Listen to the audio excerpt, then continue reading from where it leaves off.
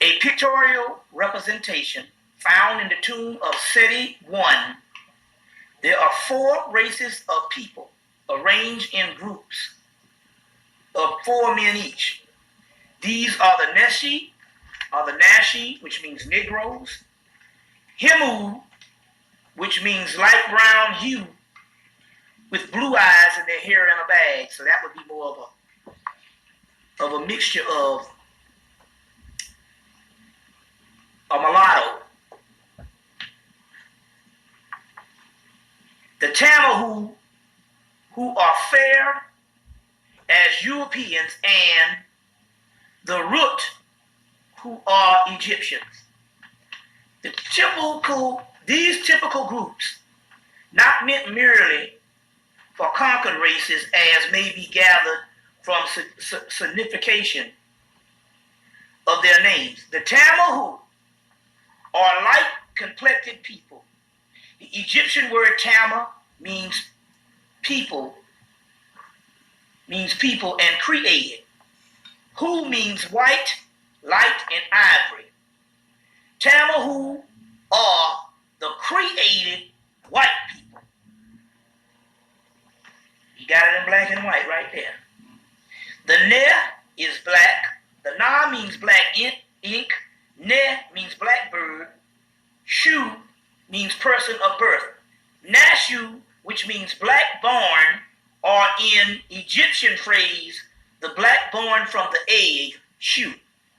Him means rudder, to paddle. Fish means hemi, paddle, fish.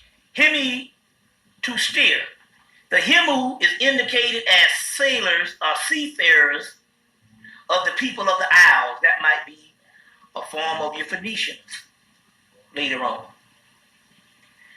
The Isles of the Gentiles, it might be rendered in Egyptians by the Isles of the Anu, or Amu, or Hemu. Now, to cut to the chase, the Egyptians were the true root ones of primordial people who first took conscious hold of the earth, retained a knowledge of the fact, and retained the knowledge of the fact that they were the first people to be on the damn earth.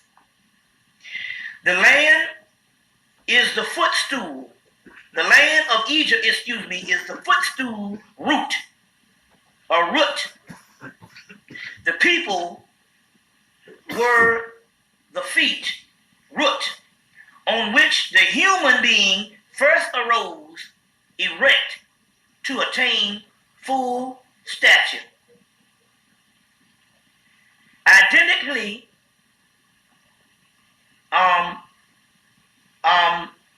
however, when we learn that the Egyptians recognized the black race to be the first created men, the people of Ra were born from the Great One who is in the heavens. The root or root are born of his eye, and in the persons of superior men. And this is the key. He also created the Amu and the Tamu, as he has confronted himself with the multitudes who came from him in the shape of Negroes, by which expressly and said, Horus is created him, and he defends their souls. So in so many words, they go in and they say that the Egyptians, in so many words in this passage, created, or the first black man created the Amu, which is another fair-skinned race, and the Tamahu, which is the created white men.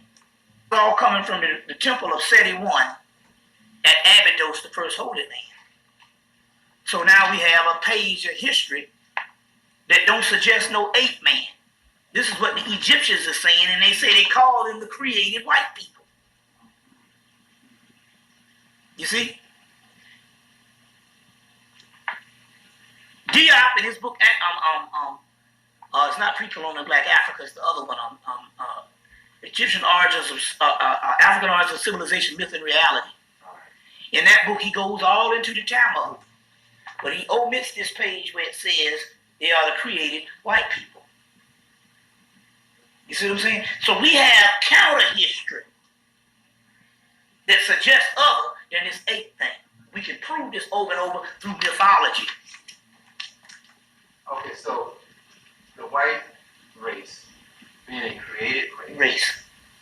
And how do we sync their history up with being a created people and then overpowering the people who were knowledgeable enough and powerful enough to create them? My take on it, based on the mythology again, is it didn't really overpower them. If you've been on the earth 8 years, and even Dr. Ben said, if he gets more of a deterioration, a time just ran out, than he does someone coming and knocking us from the throne. Which means if you've been on the earth for millions of years, it has to be an intermission. We will weep from our infrastructure of being here thousands and thousands and millions of years. Physically, psychologically, and mentally. You see what I'm saying? Clearly, if the Africans were not weak psychologically and mentally, and the biggest the continent of Africa is, and all of Africans, they could have got together, crossed cultural lines, and stopped the European if they wanted to. We're talking about a small group of people.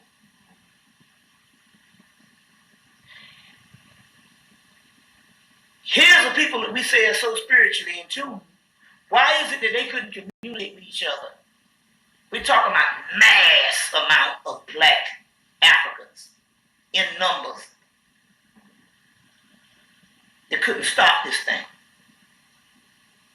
But in so many words, what we have is some type of catatonic state where these people were so old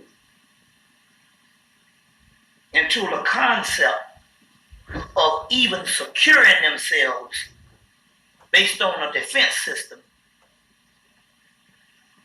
didn't even register.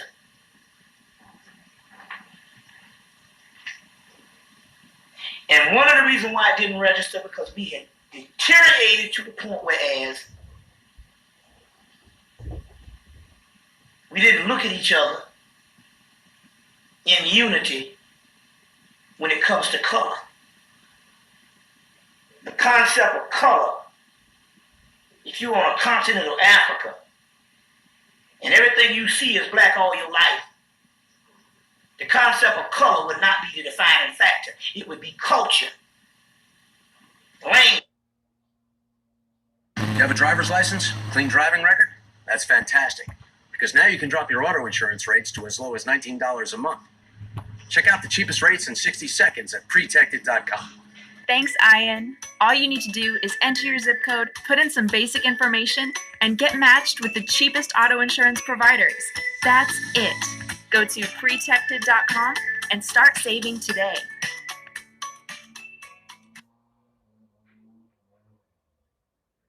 Keep your distance, wash your hands. It takes a face covering, as we're all discovering. We're all in this together like a potpourri. Well, you can count on me and see. And in fact, it would be culture, language, customs, which in the case of deterioration, we had grown into too many of these cultures that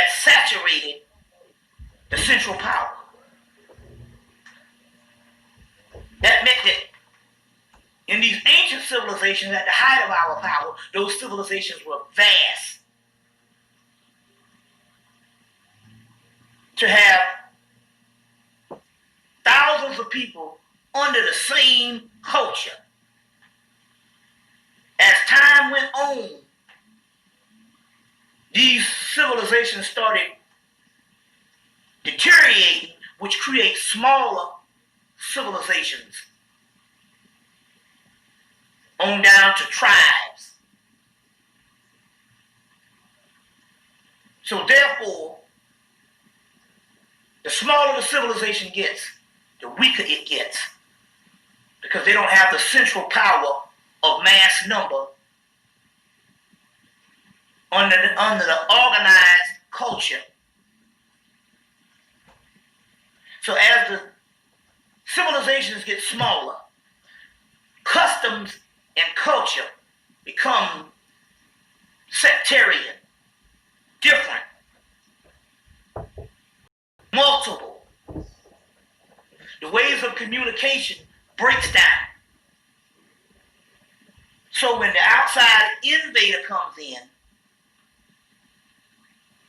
there's no such thing as a central organization where you can even communicate on a mass level for a great defense system. Meanwhile, he comes in and pits these people against each other because these people have deteriorated enough down to really think that their culture suggests that they are a different race of people than the brother next door, which is the same thing. Now going back to mythology, mythology say that this would happen. They said that they would have to take an extract. You got all these thousands of cultures. This is very profound here. To try to understand what's going on. In so many words, what went on was not necessarily a fall. It was a divine plan.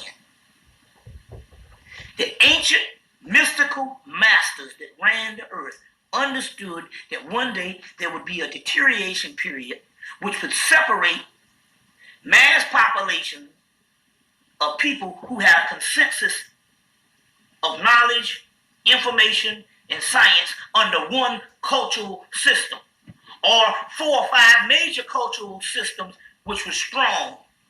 And they understood that these systems would deteriorate and become multiple systems with fragmented cultures. So they understood that the central plan was to take those fragmented cultures,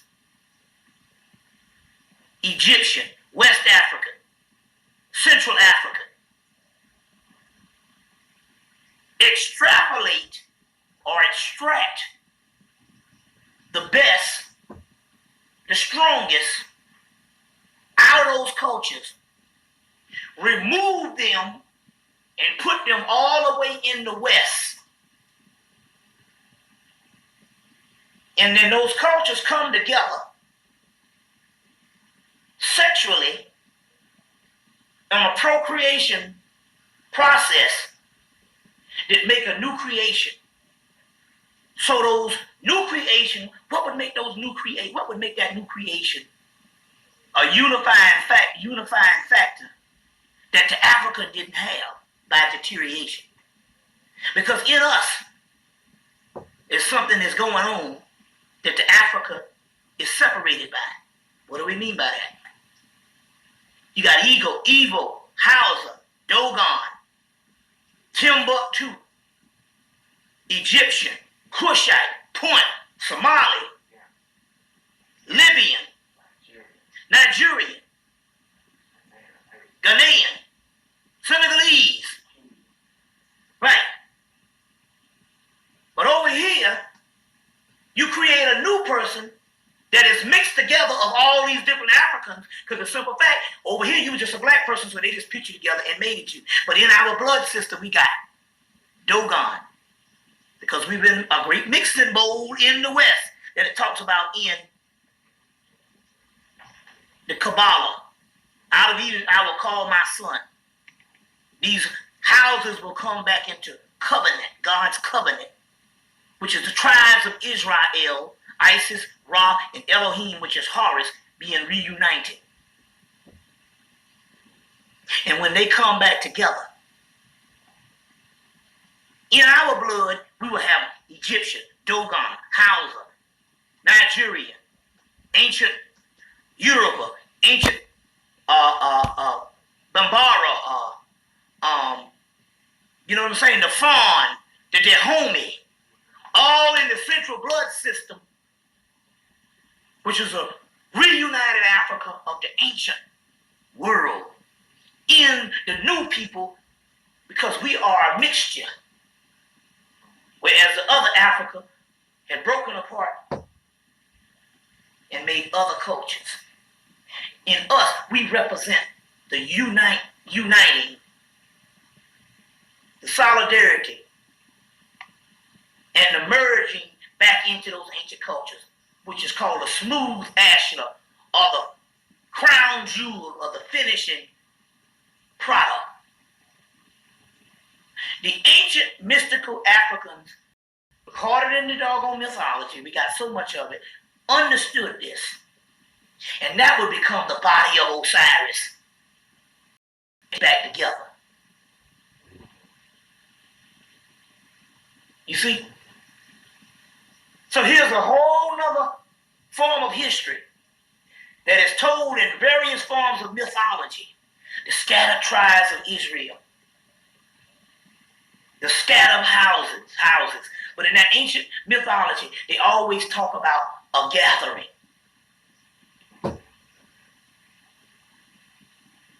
So right in this judgment scene, in the book of Coming Forth by Day, to look at this on another level, you got these different netters, which represents different energies, different aspects of the planet Earth, all assembled, all going through a filtering process of the weighing of the heart and the balancing of the scale, which in turn is the finished product again of Osiris on the throne. So this picture of Osiris, or Osir, these netters, or these particular entities you see here, these gods, these netters, these judgments, are nothing but components inside of this one God. So all of these is in him.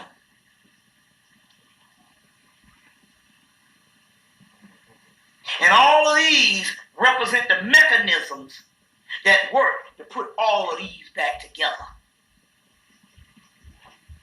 Now it's interesting, you're saying these represent the mechanisms. Well, let's talk about those mechanisms and what that really means. Well, you got the feather of Mayat right here. Now let's go into ancient esoteric information. Mayat also is this balancing scales. The royal art of ancient Kemet or ancient Egypt is the mystical art called alchemy, which is the study of melanin in so many words.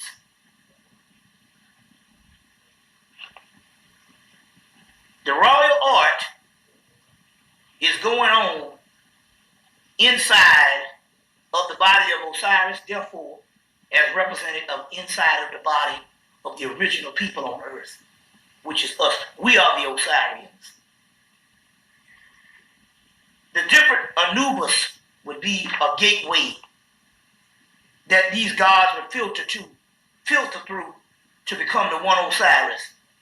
Mayat, the feather, would be a gateway or a form of balancing that these netters would come through and filter through and sift through like a milling process to become the body of Osiris.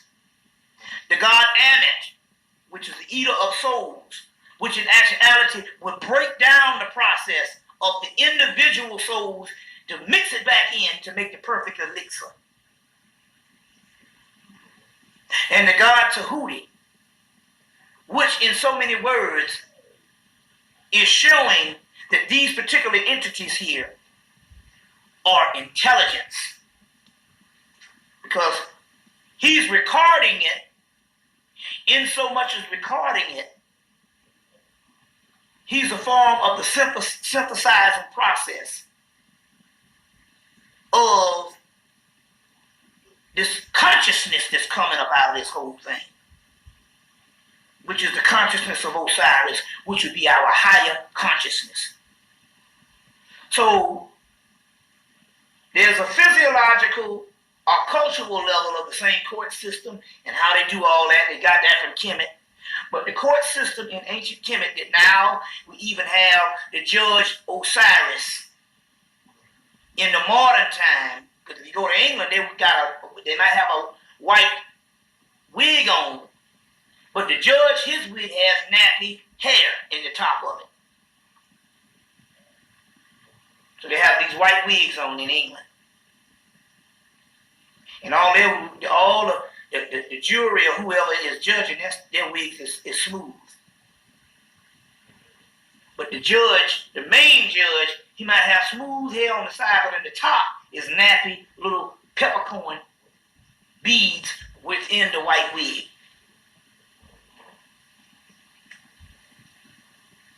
So we have a prototype of ancient Kemet being copied by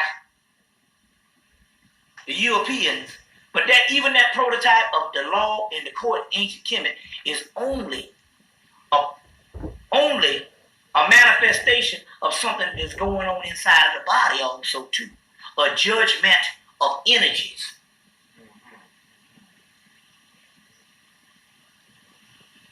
What do you mean? A judgment of energies. Judging, in so many words, just means balancing out. Balancing out. Bringing two forces together and balancing them. In our body, the central staff